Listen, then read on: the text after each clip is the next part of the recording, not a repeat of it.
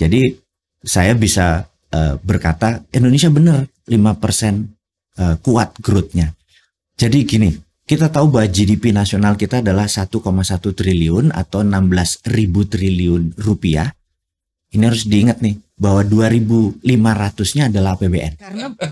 Karena memang menurut saya selain basa-basi juga dia underestimate sama kekuatan. Ini negara yang kaya raya sekali. Itu semua table per ada di sini, ada rare earth, di sini ada precious group metal, semua ada gitu di Indonesia. Sehingga kalau kita menjadi kita tuh menjadi negara besar harus punya faktor yang didominasi.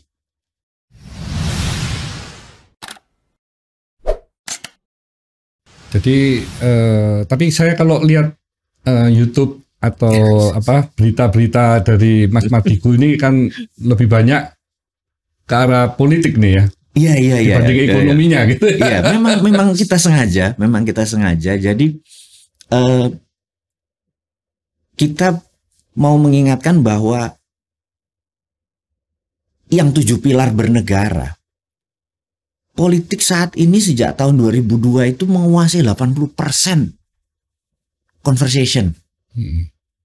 Misalnya di warung aja, duduk, nggak kenal warung, kita ngopi gitu, orang sebelah ngomongin puan, coba bayangin. Apa hubungannya puan jadi nggak jadi nggak lebih kaya kok gitu. Ini contoh bahwa politik itu terlalu besar. Di Jepang itu cuma 17% dari komunikasi. Gitu. Sisanya dan dana untuk kampanye untuk nanti pemilihan itu pun juga besar sekali ya di Indonesia ini. Karena mindset kita berpolitik, itunya berpolitik, semua unsurnya politik. Nah, sementara negara itu disebut dewasa, ketika masuk dalam porsinya. Jadi mau menterinya ganti setahun 3 kali nggak peduli kita, gitu. Kalau sini sangat gantinya ini. Emang kalau diganti lo lebih kaya apa lebih miskin? Politik sama ekonomi masih terikat dengan apa? Di sini masih ngikat. Harusnya independen semua.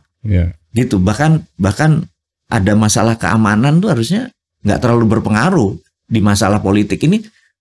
Kemarin ada peristiwa yang membuat kita jadi harus berbelasungkawa, saudara kita meninggal karena kesalahan manajemen kelola bola gitu kan. Itu sangat menyedihkan ya. Dan itu menjadi sepak bola kan untuk ajang meraih prestasi ya, untuk ini menjadi sarana politik kan akhirnya jadi semua dipolitisasi. Nah itu saya merasa kayak ini harus dikasih pelajaran gitu ya.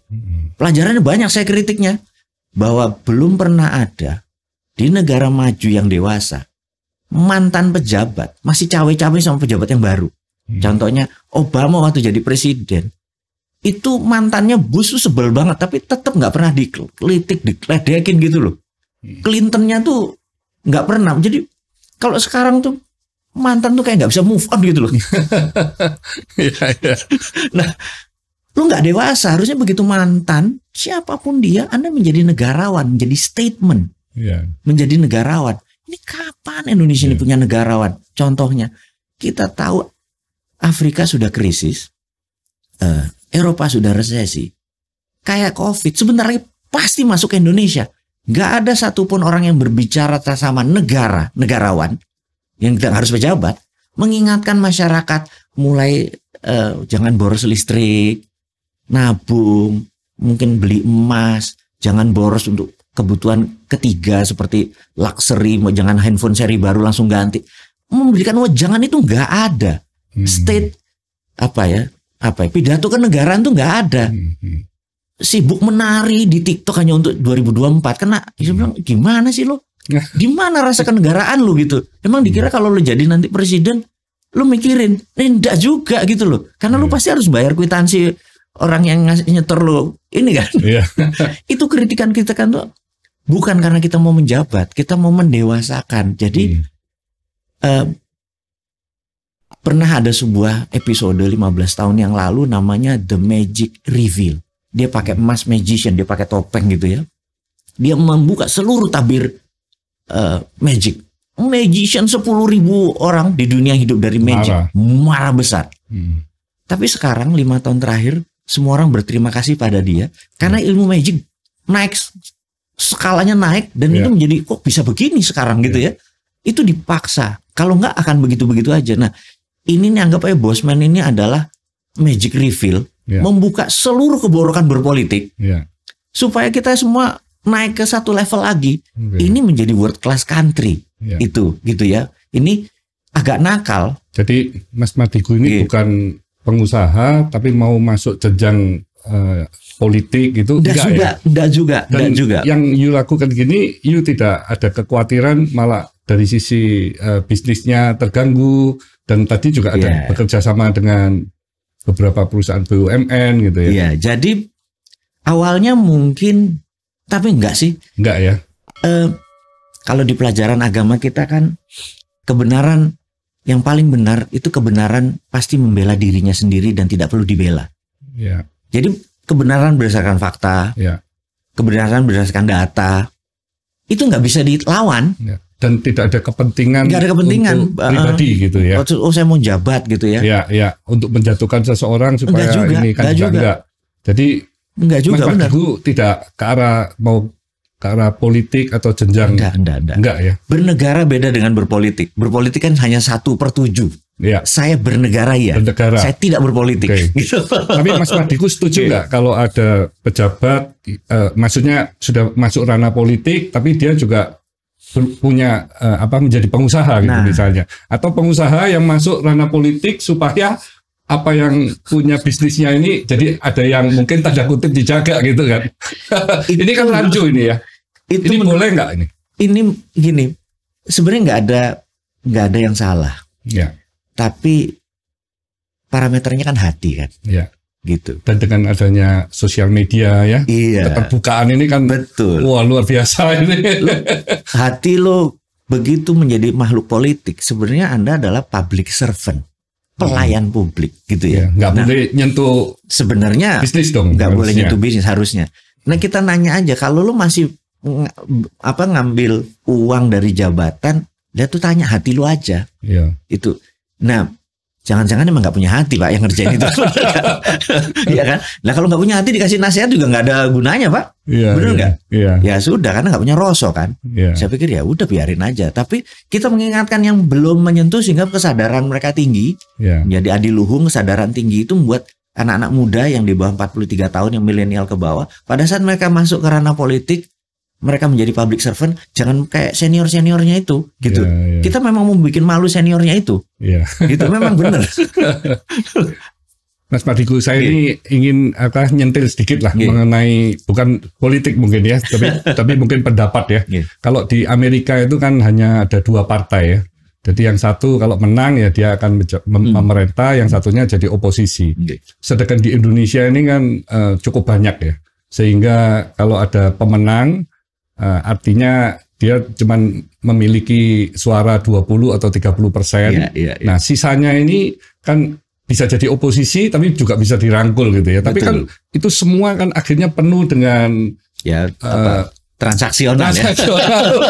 Nah, ini gimana menurut Mas Madigu itu? Apa memang partai itu sebaiknya 2 ya, nggak terlalu begitu banyak, tapi akhirnya kan terjadi untuk menjadikan bersatu itu pun penuh dengan transaksional ya. Penuh. Jadi kita tahu ada namanya single party country atau negara dengan satu partai. Ada 7. Tiongkok salah satunya, Meksiko salah satunya. Jadi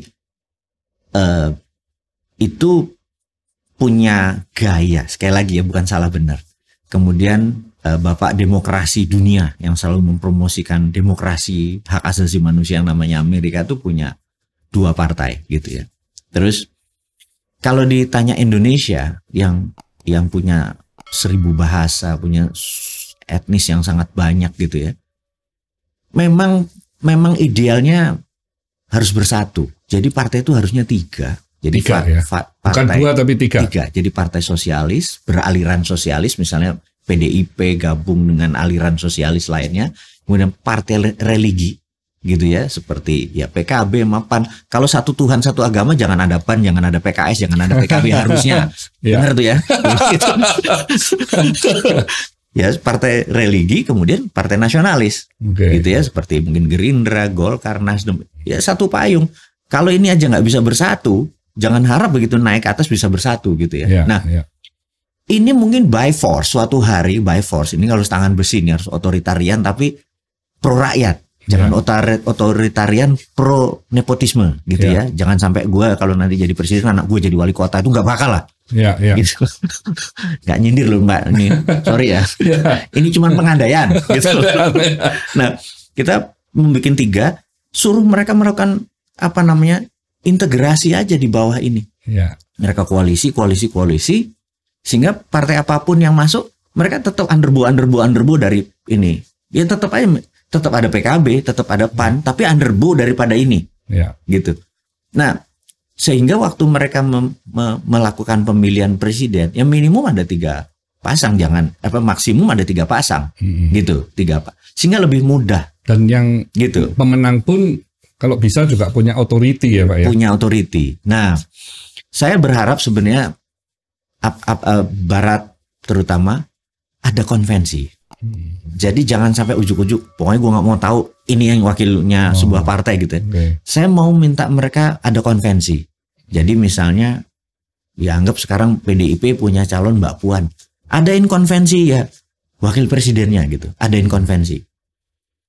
10 orang, itu saya maju hanya untuk bersuara saja, bukan untuk jadi. Berdebat untuk mungkin bisa harus menyuarakan apa sih yang visi yang ingin dicapai gitu ya. Saya tuh mau challenge sebenarnya, mau challenge. Misalnya partai apapun, jadikan saya mungkin orang yang nyebelin kali ya.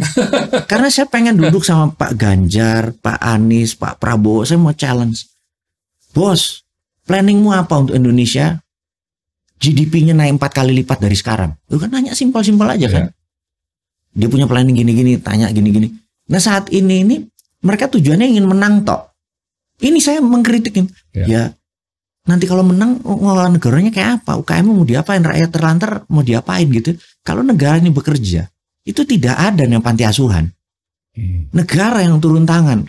Kalau ada berarti negara nggak jalan. Udah 7 presiden loh negara ini nggak jalan gitu ya. Terus misalnya kita tes lagi bahwa di negara yang sehat itu minum susu 70 liter per tahun per person. Indonesia baru 16 liter per tahun per person. Terus makan sayur dan buah 75 kilo per orang per tahun. Indonesia baru 30 kilo. 7 presiden loh ini. Lo katanya kalau lo nanti jadi presiden ini bisa sehat kayak gitu. Kalau nggak ada yang mikir, nggak ada yang ngasih wake up call yang bangun semua kan kita. Nah akhirnya mereka punya tim ses membuat seperti apa yang kita mau. Ya kita happy Pak. Nah kita mau menyuarakan itu, bukan kritik-kritik negatif gitu. Biar mereka kobong gitu loh. Tapi saya baru mendengarkan pidatonya Bapak Presiden ya. Siap. Saya mendengarkan begitu banyak hal positif. Contohnya misalkan dari sisi pertumbuhan. Beliau yakin Q3 ini bisa 5,4 sampai 6%. Itu termasuk yang tertinggi di dunia. Betul. Terus dari sisi inflasi juga termasuk bisa dijaga di 4,6 dibandingkan negara-negara lain yang melambung tidak karu-karuan ya. Terus swasembada beras juga bisa didapat di tahun 2019 sampai saat ini. Betul. Jadi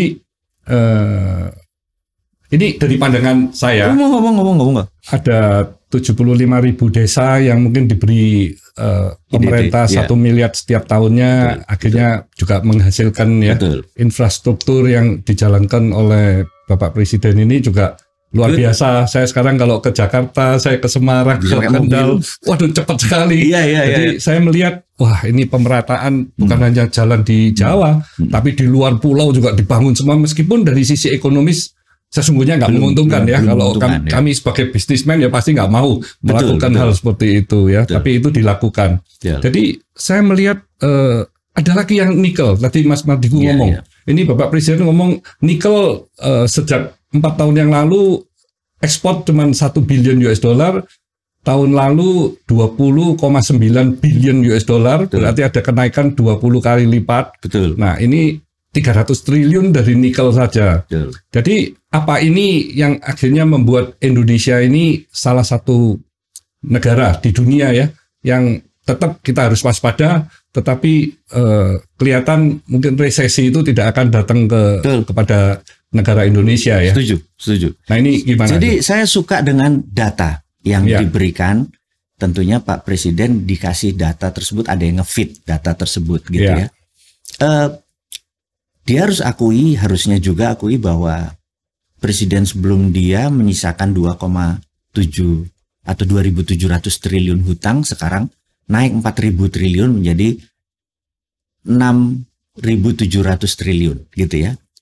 Kalau jenengan dikasih 4.000 triliun money, saya yakin 2 kali lebih powerful dari dibangunnya dari yang ada saat ini. Ini bentuk bukan salah benar gitu ya. Jadi saya bisa berkata Indonesia benar 5% kuat growth-nya. Jadi gini, kita tahu bahwa GDP nasional kita adalah 1,1 triliun atau 16.000 triliun rupiah. Ini harus diingat nih bahwa 2.500-nya adalah APBN. Yang 13.500 adalah swasta. Yang 10.000 triliun adalah oligar. Yang 3.500 triliun direbutin 99,5% populasi. Dan sudah 7 presiden, ininya makin melebar. Ininya makin mengecil. Ini karena utamanya mereka dapat dari sumber daya alam, dari batu bara, dari CPO, itu yang terbesar ini, dari nikel segala macam gitu ya. Nah, ini yang harus kita besarkan. Jadi jangan ini kita kecilkan. Yang kita tanya, wahai pejabat, kapan ininya jadi 10.000 triliun? Planningmu apa? Itu baru makmur. Itu yang kita tuh suka. It's okay, ini udah oke. Kalau ininya lo bangun, ini negara lebih powerful.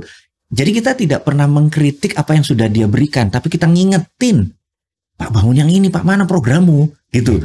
Jadi kita bukan memiskinkan yang ini, oligar enggak, biarin aja dengan ininya ini. Nah, nikel juga sama. Jadi teknologi itu misalnya gini, ada teknologi dibakar tanur, smelter dibakar, namanya vertical kiln. Itu kalau proses gini, masuk yang kayak mungkin di Tobong, di Tulungagung, di Padalarang tuh masuk jeglek gitu, dibakar terus mereka dibuang, masukin lagi, berhenti. Prosesnya satu-satu. Kalau dia horizontal gini, dia lebih flu karena muter. Jadi continuous. Atau pakai flu dice, dia ngambang gitu ya. Begitu kita ke Konawe, lu kok pakai vertical kiln nih, barang kuno gitu. Artinya mereka hanya memisahkan tanah, earth atau ore, misahin, dibakar, hanya memisahkan mana yang non metal dan metal. Oke, gue ngerti ini maksudnya. Metal dan metal. Oh, yang dibayar yang paling murah, Ni. Litiumnya kan nikel Indonesia tuh nikel laterit, Pak. Jadi ada Ni-nya, ada Li-nya. Li-nya nggak dibayar. Harusnya yang dibayar adalah metal konten. Ojo Ni tok. Di sini nanti ada CO, ada apa segala macam ikutan, gak dibayar. Ini yang dibawa ke Cina. Itu yang saya bilang, bos, kalau dibayar metal konten 10 kali lebih banyak, sama nikel ada Li-nya. Tin timah sama, yang termurah timahnya, TH-nya, thoriumnya diangkut tok. Sama seperti Freeport. Freeport kan hasilnya koper konsentrat, dikirim ke Gresik menjadi koper katot atau anoda slime, dikirim ke Okinawa, keluar platinumnya, keluar emasnya di sana. Kenapa nggak di sini? Karena kopernya yang paling murah yang dibayar. Lah kita dibohongin selama sekian tahun. Jadi seluruh mineral diambil yang termurahnya. Itu bunyi gua, Pak. Dia bilang, bos, ngerti bernegara nggak ini, bos? Ojo dibayar termurahnya. Apa teknologinya masih belum menguasain atau itu butuh tahapan ya, Pak? Enggak. Jadi waktu dia menghasilkan koper konsentrat, langsung tes aja di Sukovindo atau SGS. Nanti kan keluar kontennya. Selain CU, kan ada AU. Bayar AU-nya. Bener kan? Nah, kok dibayar kok CU-nya, dibawa keluar AU-nya. Saya bilang, Pak Presiden, Pak Pejabat, Anda udah bener. Tapi mulai sekarang, metal konten yang dibayar, jangan nikelnya doang. Gitu loh kira-kira buat. Ini kan kurang ajar nih teman-teman semua. Jadi ini kan jadi ngebangun kan? Oke. Jadi Pak Presiden tidak salah. Pejabat tidak salah. lo dikadalin aja sama mereka itu gitu loh. Ya, nah ini kan kalau gue bunyi kan bikin murup semua Pak orang-orang. Maaf nih Pak, ngapunten, bukan tapi salah ya, Pak. Tetap harus diambil dari sisi positifnya harus. Jadi supaya mungkin kita butuh naik kelasnya ini itunya harus terus menerus. Jangan berhenti di sini kan. Betul. Maksudnya Mas Mardigu ya tetap daripada ekspor bahan baku. Jangan. Ini udah ada perubahan di nikel ini kan sudah kita bagus ya. Minta dibayarnya nikel konten. Presiden ngomong kalau 4 tahun yang lalu yang nentang dia kan banyak sekali. Tapi kita ini ternyata nentang. Sudah ada hasilnya. Tapi ini jangan berhenti gitu ya. Betul. Tapi terus ditingkatkan lagi supaya mereka invest terus kan. Itu. Ya. Mulai sekarang bayarnya jangan nikelnya toh, tapi metal kontennya. Nah itu kan. Nah saya harap pejabat sekarang jadi ngerti Pak Presiden ini kontennya ini semua bos tagih. Nah berapa tahun kasih kesempatan untuk supaya meningkat lagi. Jadi pendapatan Indonesia supaya luar biasa. Seperti yang kemarin Mas Mardigu kongko-kongko sama saya 2045 Indonesia jadi nomor 1. Wah itu saya ngomong wah itu nggak banyak orang yang mau berani ngomong begitu itu. Pasti. Ngomongnya ya kita nomor 3 lah atau nomor 5 begitu. karena memang menurut saya selain basa-basi juga dia underestimate sama kekuatan. Ini negara yang kaya raya sekali. Contoh ya, saya kasih contoh. Bumi itu berputar pada porosnya selama mungkin 1 miliar tahun sudah berputar. Kita kasih contoh aja, ambil bola plastik, dikasih glitter, Pak. Glitter banyak gitu, terus kita putar selama 2 jam. Itu glitternya di tengah itu kan. Nah, Indonesia ini kan bagian dari kalau diputar itu. Terus benda untuk membuat ini bersatu cuma 2, hidro dan pyro. Hidro itu air, pyro itu api. Kita adalah 90% wilayah kita adalah vulkanik dan tektonik, terus mengandung api, benar, ring of fire, kemudian mengandung air. Itu 2 membuat mineral yang ada di tabel periodik. Yang dulu waktu SMA hari libur nanti kita rebus kubis Prancis, besok minggu cari itu kan He, Li segala macam itu kan saya harus ngafalin seperti itu. Itu semua table periodic ada di sini, ada rare earth, di sini ada precious group metal, semua ada gitu di Indonesia. Sehingga kalau kita menjadi kita tuh menjadi negara besar harus punya faktor yang didominasi. Jadi military domination itu Amerika, teknologi domination itu Amerika dan China sebentar lagi. Information domination itu masih Amerika. Kenapa Amerika yang tentang information? Tahun 64 pemerintah Amerika harus membuat strategi baru untuk membuat sistem komunikasi baru di luar PSTN, di luar kabel. Akhirnya tahun 69 terciptalah internet, WWW. Siapapun yang pakai WWW, maka Department of Defense Amerika dapat, gitu aja. Jadi mereka masih unggul. Information warfare atau dominasi informasi masih mereka. Trading sudah Tiongkok. Manufaktur sudah Tiongkok, distribusi sudah Tiongkok, kosmetik Korea Selatan, dan dia punya ambasadornya namanya K-pop. Itu K-pop, film, drama Korea, semua fokusnya di wajah karena mereka mau menjual. Itu adalah strategi of the nation. Kemudian Singapura menjadi financial hub, kemudian Dubai menggeser menjadi properti, kemudian Saudi 2030 menjadi dari petro country jadi negara penghasil dolar. Aramco akan menerbitkan SWF di forward ke sekarang, dia akan merubah menjadi property country karena cadangan minyak dan gas dia mungkin 40-50 tahun ke depan, tapi tamu Allah masih sampai selama masih ada agama Islam masih akan bertamu. Sekarang 4 juta kapasitasnya, kalau dinaikin 40 juta itu luar biasa. Dia akan merubah corporate action country-nya gitu ya. Nah, Indonesia apa yang didominasi? Itu kita question, lu mana grand plan lu?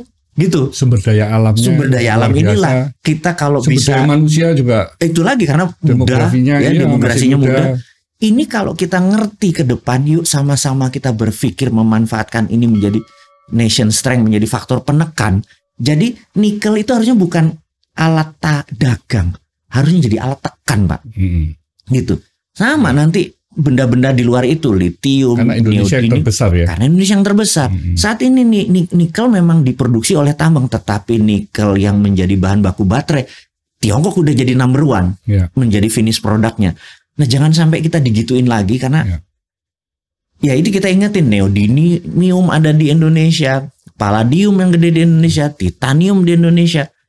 Itu kalau untuk bikin neodymium itu, kalau kita mau bikin single kereta api yang elevate, yang pakai magnet, yang terbang itu magnet kan, itu perlu neodymium. Indonesia terbesar. Saya kadang-kadang ya Allah, kok pada nggak ngerti gak sih? Gitu loh.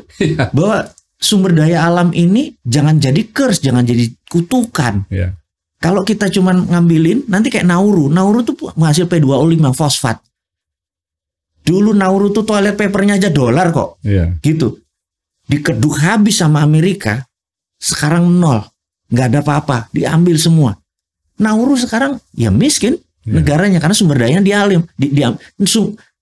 fosfat menjadi komoditi. Bagi saya sumber daya alam jangan jadi komoditi, tapi naik levelnya. Jadi tadi alat dagang menjadi alat tawar, dari alat tawar menjadi alat tekan, deterrent factor, dari tekan, semua tujuannya untuk humanitarian, gitu. Ini kalau Freeport masih dianggap alat komoditi, emasnya masih belum menjadi alat tawar, saya pikir bernegaranya harus mulai diingatkan nih, gitu. Ini mungkin gue sendirian aja gila kali ya, sorry ya. Ini kegedeannya. Mas Kotibu, misalkan nih dari penguasa nanti meminta Mas Mardigu untuk menjadi Menko atau Menteri, itu gimana? Ya, jadi karena ide-idenya kan luar biasa. Saya pikir saya kalau ditanya sumbang asih untuk negara kan, saya lebih baik ya berada menjadi